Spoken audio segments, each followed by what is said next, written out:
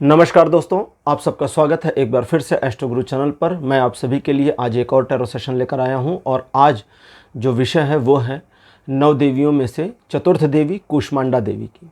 माता कूष्मांडा का आपके लिए आशीर्वाद, उनकी ब्लेसिंग्स आपके लिए क्या हैं, यही आज का विषय है। इसी पर रीडिंग करूँगा और आज की इस रीडिंग के लिए 2 पाइल्स को बनाया गया है जिनके सिम्बॉलिक्स आपकी स्क्रीन के ऊपर अब एक साथ दिखाए जा रहे हैं।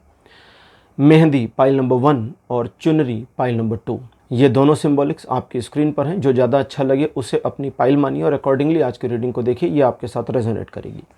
हर बार की तरह इस बार भी दोनों पाइल्स के लिए टाइम स्टैम्प्स को डिस्क्रिप्शन और कमेंट सेक्शन दोनों जगह पोस्ट कर दिया गया है ताकि आपको सुविधा हो। अपनी पाइल की रीडिंग पर डायरेक्टली पहुंचने के लिए टाइम स्टैम्प के ऊपर क्लिक कर दीजिए, वीडियो आगे चला जाएगा और आप डायरेक्टली अपनी पाइल की रीडिंग पर पहुँच जाएंगे।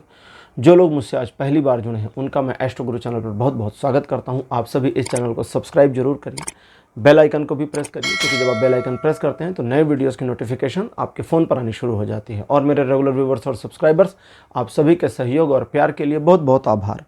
आगे बढ़ने से पहले आपको बता दूं कि मैं एक प्रोफेशनल एस्ट्रोलॉजर, एक प्रोफेशनल टैरो रीडर भी हूं। तो आपकी स्क्रीन पर ये नंबर जो आ रहा है इसके ऊपर आप संपर्क कर सकते हैं अगर आपको अपने लिए एक पर्सनल टैरो रीडिंग सेशन चाहिए या अपनी कुंडली आप मुझे दिखाना चाहते हैं।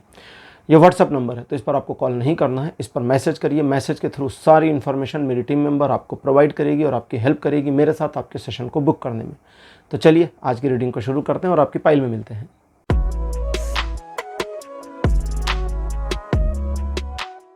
हेलो पाइल नंबर 1, आप सबका स्वागत है आपकी रीडिंग में। आपने मेहंदी को चुना था एज अ पाइल सिंबॉलिक, मेरे बगल में उसकी फ़ोटो लगा दी गई है। चलिए शुरू करते हैं आज की रीडिंग और देखते हैं माता कूष्मांडा का आपके लिए क्या ब्लेसिंग्स है, क्या आशीर्वाद उनके लिए उनका आपके लिए आ रहा है। आपके लिए पहला कार्ड अपीयर हुआ है queen of cups. Second position में आपके लिए है king of pentacles. Card number 3 आपके लिए है page of cups. Fourth the hierophant और अंतिम कार्ड आपके लिए है जस्टिस।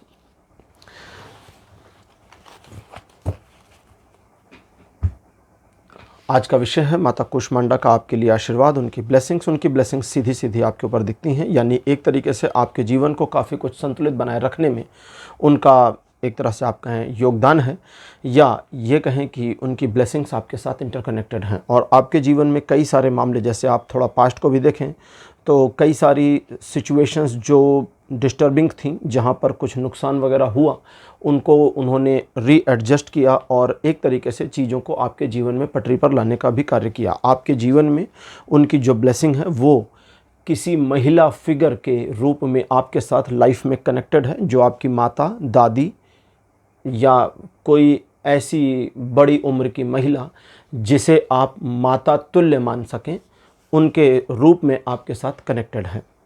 कुछ एक मामलों में, मतलब कुछ बहुत थोड़े से लोगों के मामलों में, उनके अपने व्यापारिक मामलों में, यानी कि जो प्रोफेशन है, बिजनेस है, जॉब है, उन मामलों में किसी सीनियर फीमेल ऑफिसर की ब्लेसिंग्स या उसका सपोर्ट भी बना हुआ है। देखिए, आपके जीवन में जैसा दिखता है कि धन को लेकर के, प्रॉस्पेरिटी को लेकर के एक संघर्ष की स्थिति आपके जीवन में बनी रही।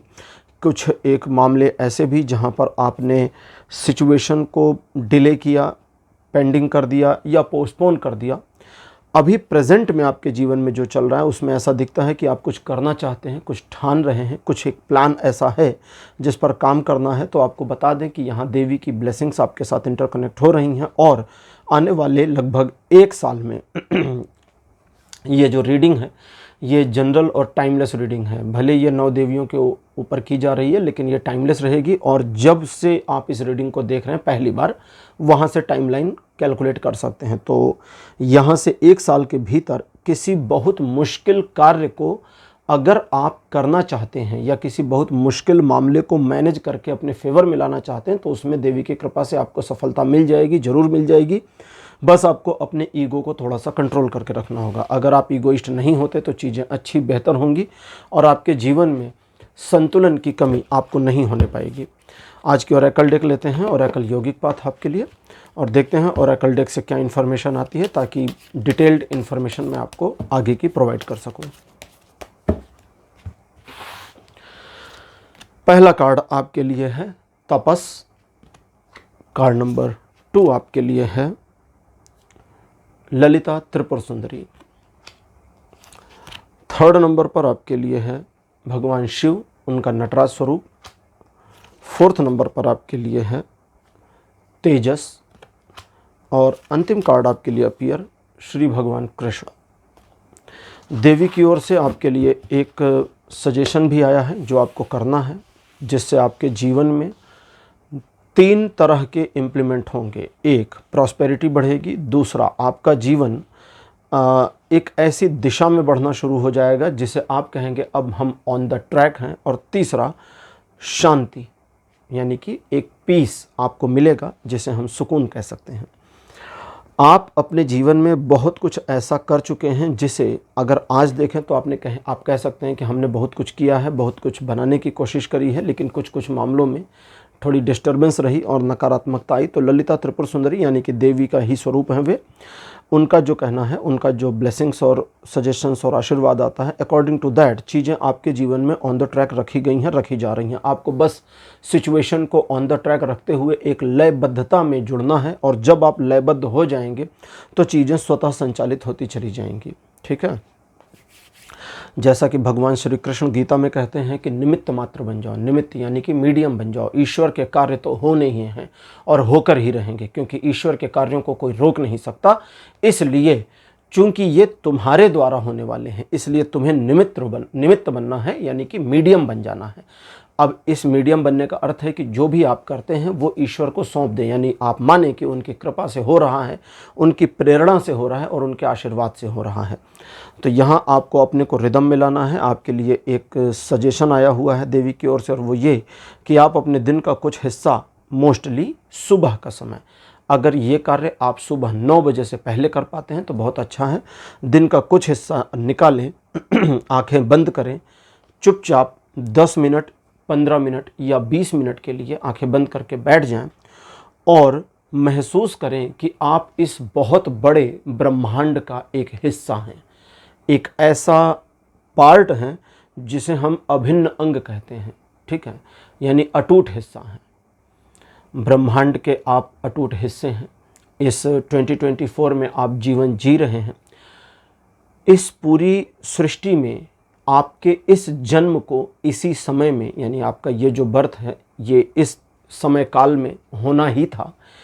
इसकी वजह से इस संपूर्ण ब्रह्मांड की सृष्टि हुई है। इसको ऐसे भी देख सकते हैं, क्योंकि अगर हम नहीं होते तो फिर क्या होता, पता नहीं क्या होता। मतलब वो एक कंट्राडिक्ट स्टेटमेंट हो जाता है।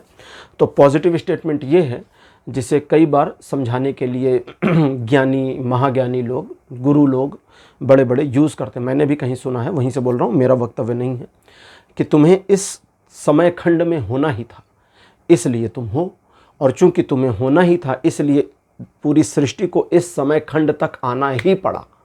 तो सारा शुरू से लेकर के अभी तक क्यों आया? क्योंकि हम हो सकें। तो ये एक बहुत पॉजिटिव स्टेटमेंट है। हालांकि सुनने में थोड़ा अजीब लगता है और असंभव सा लगता है, लेकिन खैर पॉजिटिव है तो हमें पॉजिटिव लेना चाहिए। तो आपके लिए है कि चीज़ें बेहतर हैं, अच्छी हैं, और आपको अपने को इस ब्रह्मांड का, इस सृष्टि का, इस प्रकृति का एक हिस्सा मान के चलना चाहिए, एक पार्ट मान के चलिए। इसे कैसे करेंगे? आंखें बंद करिए, चुपचाप बैठ जाइए और अपने को प्रकृति के साथ लयबद्ध होने दीजिए। यानी आंखें बंद करिए और ये उम्मीद मत करिए कि इस मेडिटेशन में, इस ध्यान में क्या होगा। छोड़ दीजिए अपने आप को। जब आप अपने आप को छोड़ देंगे तो चीज़ें ऑटो सेट होती चली जाएंगी। ये आपके अंदर एक रिदम बनाना, एक लयबद्धता लाना शुरू कर देगा। ये लयबद्धता जब आपके जीवन में उतरनी शुरू होगी तब आप देखेंगे कि चीज़ें आसान हो रही हैं। कैसे? अब उसको समझते हैं कि आसान कैसे हो रही हैं। वे मामले जहां पर आप हमेशा टाल मटोल कर जाते थे, देवी की कृपा से चीज़ें ठीक होंगी। आपका टाल मटोल की आदत कम हो जाएगी और आप चीज़ों को करने पर ध्यान देना शुरू करेंगे। दूसरा, दिखावा आपका थोड़ा कम हो जाएगा, हालांकि रहेगा, जो जरूरी भी है, लेकिन अननेसेसरी दिखावा आपका कंट्रोल हो जाएगा। धन पर आपके अतिरिक्त जो खर्च हो जाते हैं, अननेसेसरी पैसा वेस्ट हो जाता है या चला जाता है, वो रुक जाएगा और आपके अपने स्वयं के अहंकार में एक विराम लगेगा, जिसकी वजह से आपका प्रभाव दूसरों पर बहुत पॉजिटिव और अच्छा पड़ेगा और लोगों का आपके प्रति एक सहयोगात्मक रवैया रहेगा, जो आपके जीवन को बेहतर करने की दिशा में आपको सपोर्ट कर देंगे। और इन सारी चीज़ों में आपके जीवन में जो कुछ भी अभी तक, आप अगर आपके शब्दों में कहें, अन्याय हुआ है, तो उस अन्याय की परिणति ये होगी कि वे चीज़ें वापस न्यायबद्धता के आवरण में आनी शुरू हो जाएंगी या दायरे में आती चली जाएंगी, यानी चीज़ें वापस से ठीक होती चली जाएंगी। और आप स्वयं में एक ऐसे स्वाभिमानी और संतुष्ट व्यक्ति होंगे जिसने अपने जीवन में एक ऐसे समय को अचीव करने में सफलता पाई है जो अब उसके जीवन को सही रिदम में, सही दिशा में लेकर जा रहा है जिधर उसे स्वयं जाना था। लेकिन अगर आप ये नहीं करते, यानी कि आप मॉर्निंग में प्रकृति का स्वयं को भाग नहीं समझते, तो वो लयबद्धता आपको स्वयं बनानी पड़ेगी। आप कैसे बनाएंगे ये आपके ऊपर डिपेंड करेगा। और अगर वो लयबद्धता बनाने में कामयाब हुए तो वो जो चीज़ें बताई गई वे आपको प्राप्त होंगी, और नहीं हुए तो आपकी समझ में तो आएगा कि मुझे क्या चाहिए, लेकिन ये नहीं समझ पाएंगे कि ये मिलेगा कैसे। एक कन्फ्यूज़न बनी रहेगी, और उस कन्फ्यूज़न से हटने बचने के लिए आपको स्वयं को आंखें बंद करिए, प्रकृति का एक हिस्सा मानिए और प्रकृति के साथ स्वयं को, स्वयं के शरीर को लयबद्ध होने दीजिए। ये लयबद्धता आपके अंदर बहुत कुछ बदलेगी, जिसमें आपके जीवन की दिशा दशा ही नहीं बदलेगी बल्कि आपको स्वास्थ्य में अपेक्षित या कहें चमत्कारिक लाभ भी प्राप्त होगा। तो इसे करिए। फाइल नंबर 1 ये थी आपकी आज की रीडिंग। आज की रीडिंग आपको कैसी लगी, अपने एक्सपीरियंस, अपने अनुभव कमेंट सेक्शन में जरूर लिखिएगा। इस वीडियो को लाइक करिए, शेयर करिए और चैनल को सब्सक्राइब करना मत भूलिएगा। अगले वीडियो में आपसे फिर मिलूंगा। Bye bye.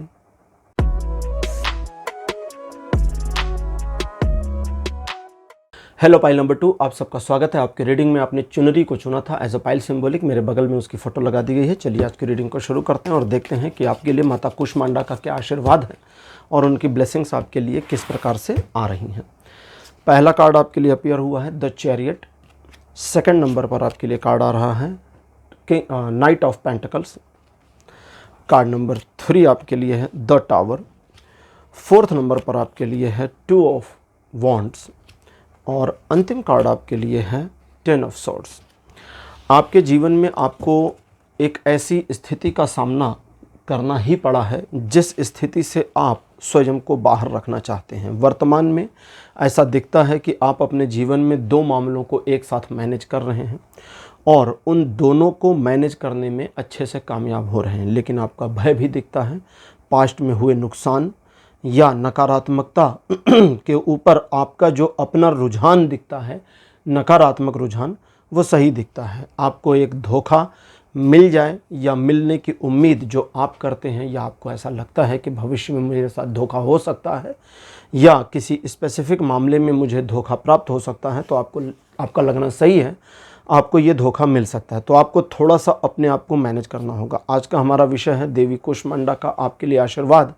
तो आज की ओरेकल देख लेते हैं। 5 कार्ड्स और निकालते हैं। 10 कार्ड से रीडिंग शुरू करूंगा और बताऊंगा कि उनकी ब्लेसिंग्स क्या है, क्योंकि ये आपके जीवन की सिचुएशंस ही बता रहा है। अभी देवी के ओर से कोई संदेश इधर नहीं आया है, तो इसलिए इसको ले रहा हूँ। ठीक है।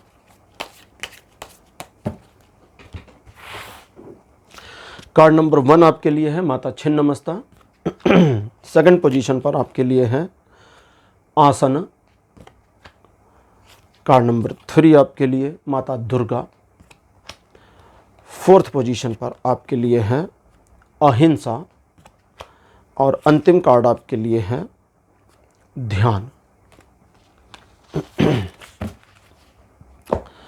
देवी कहती हैं कि आपको स्वयं पर अति आत्मविश्वास से बचना चाहिए और ज़रूरत से ज़्यादा लोगों पर अपनी निर्भरता को कम कर देना चाहिए। दूसरों पर आपकी जो निर्भरता अगर आपने बना रखी है अपने जीवन में, तो उससे आपको बचना चाहिए, क्योंकि वो निर्भरता कहीं ना कहीं आपको एक ऐसी सिचुएशन में लेके आती है जहां आप चीज़ों को उस ढंग से नहीं समझ पाते जिस ढंग से आपको बाद में लगता है कि मुझे ऑब्ज़र्व करना चाहिए था, और फिर जो नुकसान, जो नकारात्मकता होता है, वो आपको काफ़ी मुश्किल में डाल देता है। आप परेशान हो जाते हैं। अब इसको हम समझेंगे। जैसे आपने अपने जीवन में काफ़ी सारी उपलब्धियां अर्जित करी, बहुत सारे नुकसान भी झेले। आप सही और गलत के पेशो पेश में जब भी फंसे, आपने सही का साथ दिया, गलत का साथ कभी नहीं दिया। आप अपने शब्दों में एक अच्छे इंसान हैं और हैं भी, लेकिन उसके बावजूद आपको ऐसा लगता है कि ईश्वर की ओर से आपको वो नहीं मिल रहा जो मिलना चाहिए, जिसके आप भागीदार हैं, हो सकते हैं। तो यहाँ आप समझें कि आपको स्वयं में थोड़े से परिवर्तन करने होंगे। हम माध्यम हैं ईश्वर का, ईश्वर अपने कार्य हमारे द्वारा कराते हैं, लेकिन हमें थोड़ा ग्राह्य होना चाहिए, क्योंकि जब तक हम ग्राह्य नहीं होंगे, ग्राह्य मतलब ग्रहण करने वाले, कहते हैं ना कि आपको सही पात्र बनना चाहिए, पात्रता होनी चाहिए। पात्रता मतलब कोई एक ऐसा बर्तन जिसमें चीज़ों को रखा जा सके। अगर हमें शिक्षा चाहिए तो हमें अपनी बुद्धि को सही पात्र बनाना चाहिए। अगर हम अपनी बुद्धिमत्ता में बिल्कुल भरे हुए से रहेंगे तो हमें कुछ और ज्ञान नहीं मिल सकता, तो हमें खाली होना होता है। हम जब तक स्वयं को खाली महसूस नहीं कर सकते तब तक अतिरिक्त चीज़ें नहीं आ सकती। तो स्वयं की पात्रता पे थोड़ा काम करना होगा। जैसे गलतियाँ कहाँ हैं वो समझें। ऐसा नहीं है कि आपके डिसीजंस गलत थे, ऐसा नहीं है कि आपने चीज़ों को सही ढंग से ऑब्जर्व नहीं किया, लेकिन दूसरों पर जो निर्भरता रही उससे आपको बचना चाहिए और अति आत्मविश्वास से भी बचना चाहिए, क्योंकि ये दोनों कहीं ना कहीं किसी पॉइंट पर घातक हो जाते हैं और ये घातक होना आपके लिए हमेशा ही नुकसानदेह रहा है, जिसके आप पास्ट में भुक्तभोगी रह चुके हैं। देवी कहती हैं कि आपके जीवन में चीज़ों को कई मर्तबा संतुलित किया गया है। अब आप थोड़ा पास्ट को रिलेट कर लीजिएगा। आपके जीवन में कई बार सिचुएशंस को रीबैलेंस्ड किया गया है, एक बार फिर से संतुलित किया गया है और आगे भी किया जाएगा। लेकिन सवाल ये नहीं है कि क्या यह संतुलित किया जाता रहेगा, सवाल ये है कि क्या आप अपनी गलतियों से सीखना चाहते हैं, और अगर हाँ तो सीखिए और वो गलती दोबारा मत करिए। स्वयं पर भरोसा रखिए, दूसरों पर निर्भरता कम करिए, एक ठहराव लाने की कोशिश करिए। आपके डिसीजंस में प्रॉब्लम नहीं थी, आपके निर्णयों में समस्या नहीं थी, आपकी जल्दबाजी में समस्या थी, क्योंकि जब तक आप स्वयं में ठहराव नहीं लाएंगे तब तक चीज़ें आपके लिए उस ढंग से संचालित नहीं होंगी। देवी दुर्गा सप्तशती के अध्यायों का स्मरण कराती हुई, अगर आप सप्तशती पढ़े हों तो आपको ध्यान होगा, उसमें जब देवी का निर्माण किया जाता है देवताओं के द्वारा, राक्षस का, शुंभ निशुंभ का वध करने, उनका संहार करने के लिए, तो देवी अटैक नहीं करने जाती, देवी उस स्थान पे जाती हैं और शांत रहती हैं। वे उनके पास अलग अलग दूतों के द्वारा प्रस्ताव भेजते हैं, अलग अलग राक्षसों को, अलग अलग सेनापतियों को भेजते हैं कि जाओ उसे बाल पकड़ के ले आओ, ये करके ले आओ, ऐसे ले आओ, वैसे ले आओ, मार कर आओ, है ना।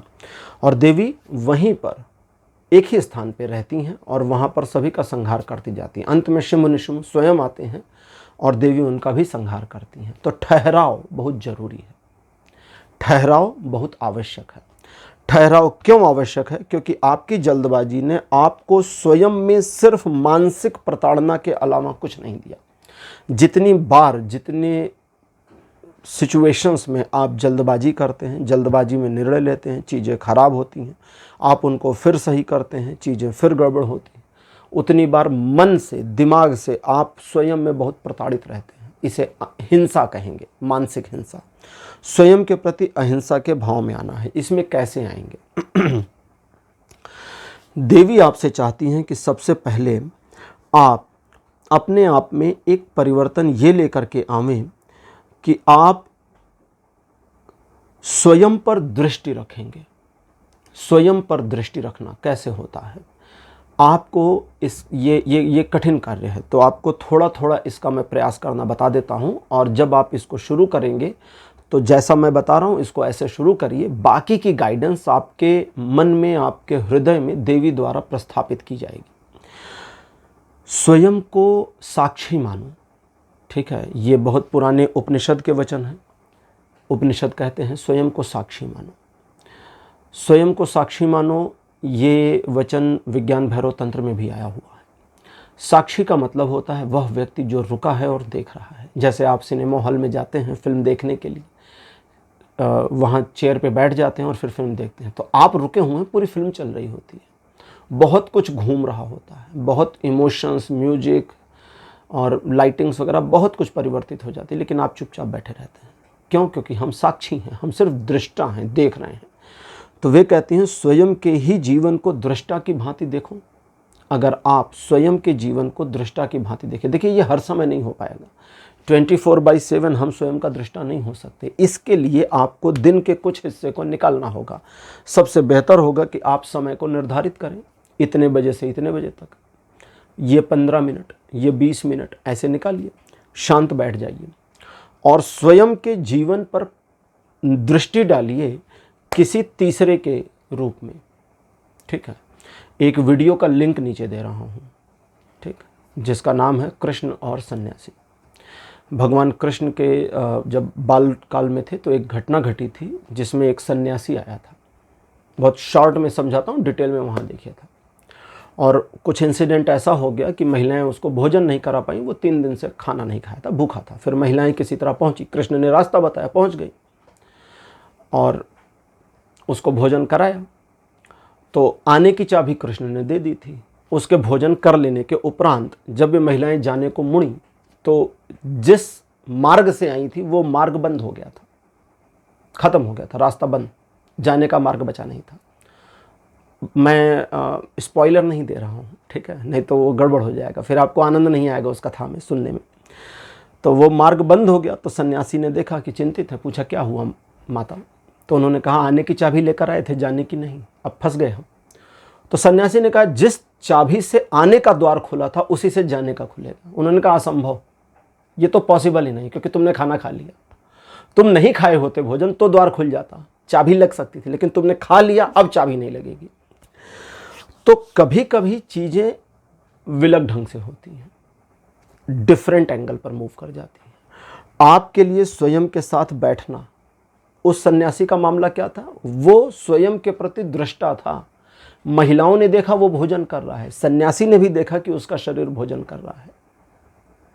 तो गहराई में देखें तो सन्यासी ने भोजन किया नहीं, शरीर ने किया, ठीक है। तो आप जब दृष्टा बन जाते हैं तो आप स्वयं के प्रति एक अलग दृष्टि में चले जाते हैं, और वो अलग दृष्टि आपके अंदर एक ऐसी चीज को परिवर्तित करेगी जिसे हम कहते हैं आपका ध्यान लग जाना। ध्यान करते हैं, मेडिटेशन करते हैं, ठीक है।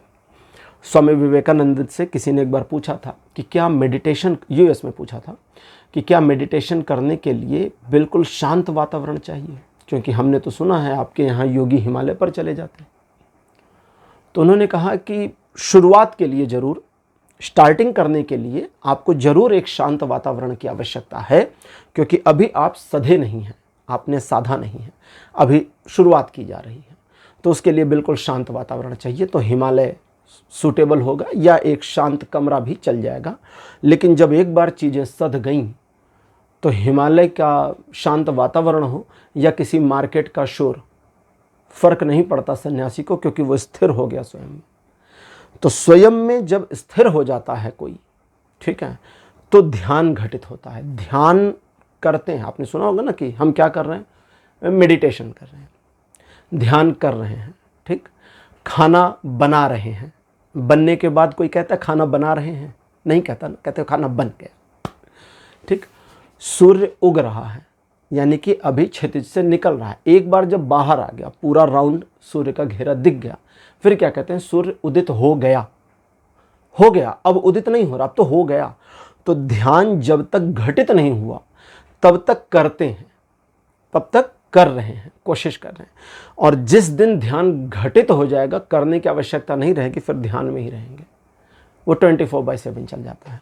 तो खैर वो तो बहुत मुश्किल काम है, और मेरी भी ब्लेसिंग्स हैं, मेरी भी शुभकामनाएं कि देवी के आशीर्वाद से वो आपके जीवन में घटे। तो जब आप अपने प्रति इस तरह की भावना में आएंगे तो आपका एक अलग वेव शुरू हो जाएगा, एक अलग अंतर्मन शुरू हो जाएगा, और वो अंतर्मन आपके अंदर स्थिरता लेकर आना शुरू कर देगा।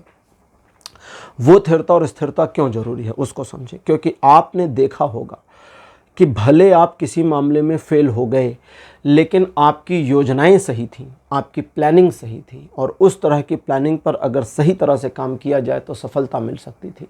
फिर आप क्यों फेल हो गए?